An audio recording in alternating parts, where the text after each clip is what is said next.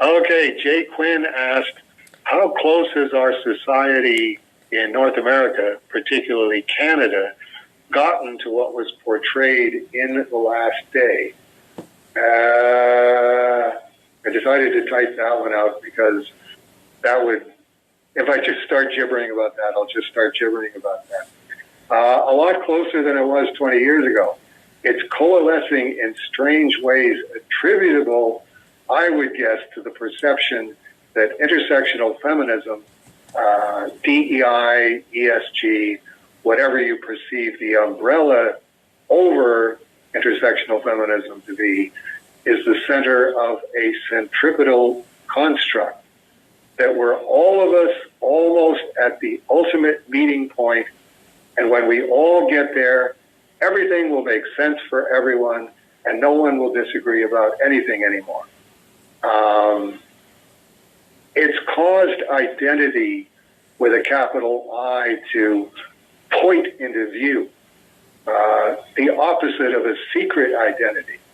Identity in 2025 is something you glare at everyone through a megaphone 24/7 to make sure everyone is still headed in the right direction, and everyone who isn't is being destroyed or canceled or deplatformed. It's the longest sustained bourdon note in my 68 years of experience with society as metaphorical organ music. How long has it been like this? No one knows, but everyone seems more acutely aware of it than they used to be. Jay Quinn also asked, how much further has Trudeau Jr. Is going to have before being out of office, and who does Dave, one, see following, and two, what will that look like in the years to come? Any predictions? That's another one where I went, I can go swerving all over the place on this one.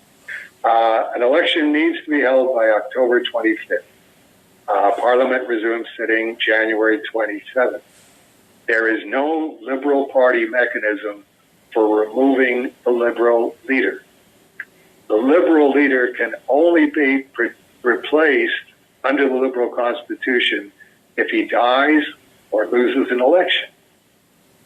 If Justin Trudeau prorogues Parliament, he can hang on until the end of March, really without even calling the House to sit. It's like go in on the 27th and say Parliament's prorogued, everybody go home, and then you wouldn't have to bring Parliament back until the end of March. He can hang on until the end of March and then introduce another throne speech setting his party's agenda and seeking the support of the House. A possible tactic is to seek the support of the New Democratic Party, the Green Party, and the Bloc Québécois, based on the fact that they and the Liberals all make Kamala Harris look like Margaret Thatcher by contrast. Make the agenda the bourdon, metaphorical organ music note that this is the confidence we have. We are all going somewhere. The Conservatives aren't going there. They won't go there. So consequently, we have to do whatever we can to keep them out of office, and that's our goal. We're not here to introduce policies. We're not here to pass legislation. We're not here to change the way things are going in the country. Justin Trudeau looks back on his 9 years in office, and it's like I'm doing really good so far. I've got everything done that was possible for me to do. I've improved everything that I could possibly improve. The only thing that could screw this up is electing the Conservatives. So no more legislation, no more bills to pass. The only goal of the Canadian Parliament now is to keep the Conservatives from being elected. This is this is this is a country that is like way over past Bernie Sanders. Like contemplate that. This is a country that makes Bernie Sanders look like an extreme right winger, like a Nazi. I think that there might be a selling point to that, saying we're not going to pass any more legislation, we're not going to pass any more laws, but we're not going to allow the conservatives to hold an election and take power.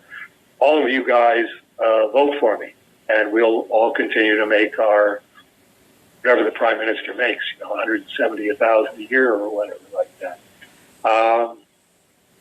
I don't think that he would do that, but I think the greatest likelihood is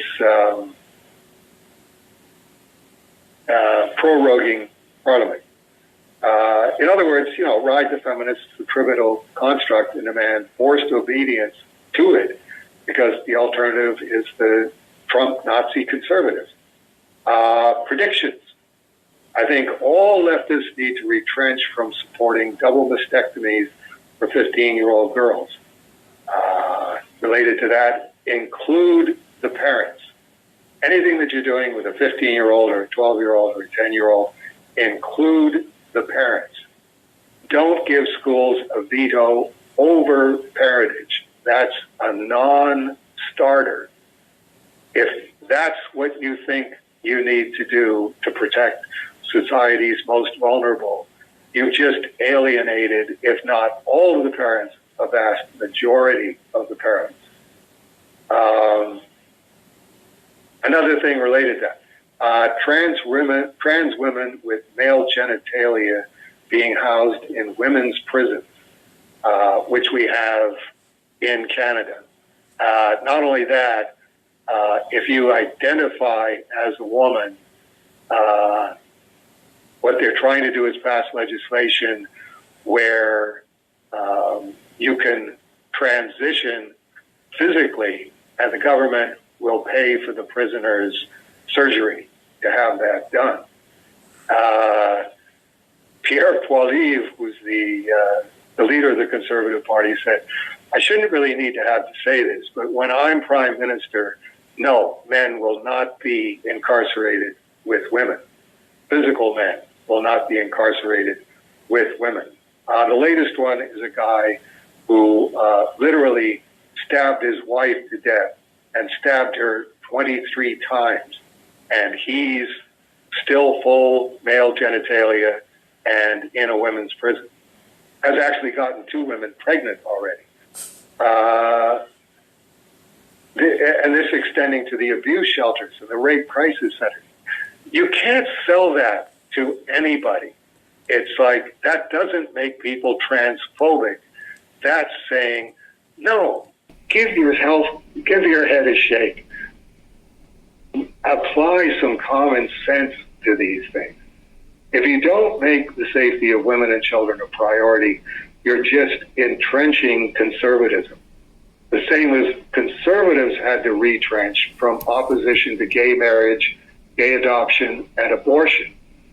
Admission that you've gone too far in encroaching on expressions of free will, you will eventually get forced to that. So you might as well go where you're going eventually anyway and start making these elections competitive again, instead of people going, no, if you think that guys who say that there are women should be incarcerated with women, I just can't vote for you. I don't care what other programs you have. That's just, that's nutty as a fruitcake. Okay. I usually don't like to do that, but it's like, okay, instead of, not this is a conservative point of view or a liberal point of view, here's what you have to do. If you're having programs either as a conservative or a liberal where it's like, that's just not going to fly. Your average person is going to go, no. Then back off from it.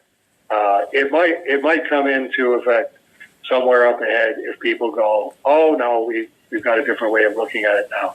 But some things are just bad ideas, like safe drug supply. Just the problem is that the addicts are getting corrupted drugs, so we'll give them pure drugs that are completely safe. And it's like even Oregon and British Columbia experimented with that for like 3 months or 4 months and went, okay, time out. No, safe supply. This is crazy. Just if you try it and it's completely crazy, back off of it and say, sorry, thought it was a good idea. Completely crazy.